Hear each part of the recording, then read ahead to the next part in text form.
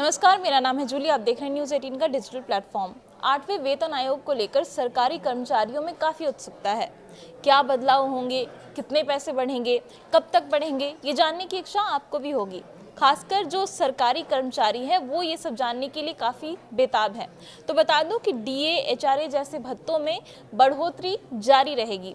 DA फिलहाल 58% है और इसके 67% तक पहुंचने का अनुमान जताया जा रहा है। विशेषज्ञों के मुताबिक 8वें वेतन आयोग के लागू होने तक डीए की गणना 7वें वेतन आयोग के आधार पर होती रहेगी। एचआरए, टीए, सीए जैसे भत्ते भी बढ़ते रहेंगे। इस दौरान सालाना इंक्रीमेंट और एमएससीपी भी जारी रहेंगे। 8वें वेतन आयोग को लेकर सरकारी कर्मचारियों में उत्सुकता काफ़ी ज़्यादा हो गई है, क्योंकि सरकार ने आयोग बनाकर उसका टीओआर भी मंजूर कर दिया है और रिपोर्ट देने के लिए 18 महीने का समय तय किया गया है। और इस बीच डीए, एचआरए और टीए जैसे भत्तों को लेकर सबसे बड़ा सवाल ये है कि क्या ये बढ़ोतरी 8वें वेतन आयोग लागू होने तक जारी रहेगी या फिर ये बढ़ोतरी अभी बंद हो जाएगी, जब 8वां वेतन आयोग लागू होगा तभी होगी। तो बता दूं कि फिलहाल डीए 58% पर पहुंच चुका है और विशेषज्ञ जो हैं वो ये मानते हैं कि 7वें वेतन आयोग की व्यवस्था अभी जारी रहेगी और इसके कारण अगले 18 महीने में 3 बार और डीए बढ़ सकता है। ऐसा होने पर डीए करीब 67% तक पहुंचने का अनुमान अभी जताया जा रहा है।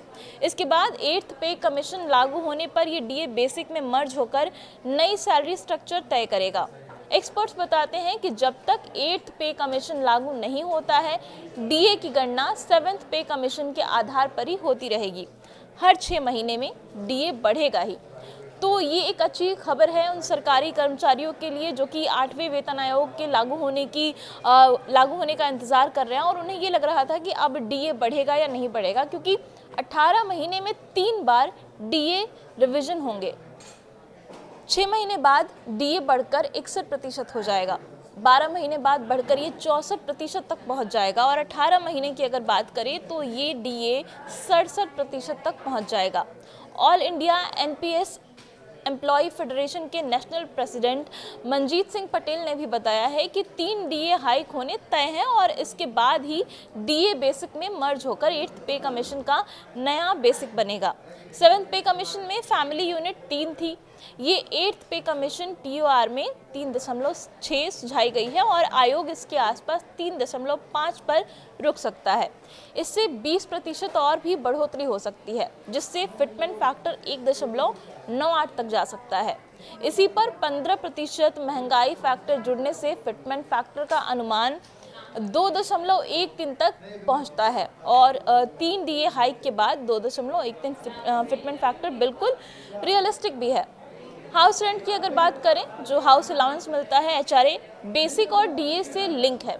डीए बढ़ने के साथ ही एचआरए भी बढ़ेगा। अलग अलग शहरों में रेट बढ़ने की संभावना जताई जा रही है।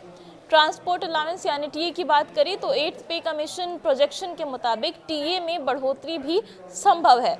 कुछ छोटे और स्पेशल अलाउंस कट भी सकते हैं, हालांकि ये भी आपको बता दूं। चिल्ड्रन एजुकेशन अलाउंस जो सीईए की होता है उसकी बात करें तो डीए 50% पार होते ही सीईए में भी बढ़ोतरी की संभावना जताई जा रही है। हॉस्टल सब्सिडी और डिसेबिलिटी भत्ते की समीक्षा भी हो सकती है। मेडिकल और फिक्स्ड मेडिकल अलाउंस यानी कि एफएमए को लेकर भी एक अच्छी खबर है कि पेंशनर्स को एफएमए बढ़ने की उम्मीद जताई जा रही है, क्योंकि 7th पे कमीशन में भी मेडिकल अलाउंस बढ़ा था। 8th पे कमीशन लागू होने में देरी को देखते हुए सालाना इंक्रीमेंट 3% मिलता रहेगा, यानी कि आपकी सैलरी में बढ़ोतरी जारी रहेगी। Modified assured career projection scheme के तहत 10, 20, 30 साल पर फाइनेंशियल अपग्रेडेशन जारी रहता है। हालांकि ये भी बता दूं कि ये सिर्फ वित्तीय बढ़ोतरी है, कोई पदमान नहीं बदलेगा, कोई प्रमोशन नहीं मिलेगा। उसके लिए बहुत अच्छा परफॉर्मेंस बेंचमार्क जो होता है वो ज़रूरी रहेगा और इसके बावजूद जो 18 महीने तक जब तक इसकी रिपोर्ट नहीं आती है तब तक सैलरी में समय समय पर बढ़ोतरी होती रहेगी, डीए, एचआरए बढ़ता रहेगा। तो ये बहुत अच्छी खबर सरकारी कर्मचारियों के लिए है और ऐसी ही तमाम देश दुनिया की खबरों के लिए आप बने रहिए न्यूज़ 18 के साथ।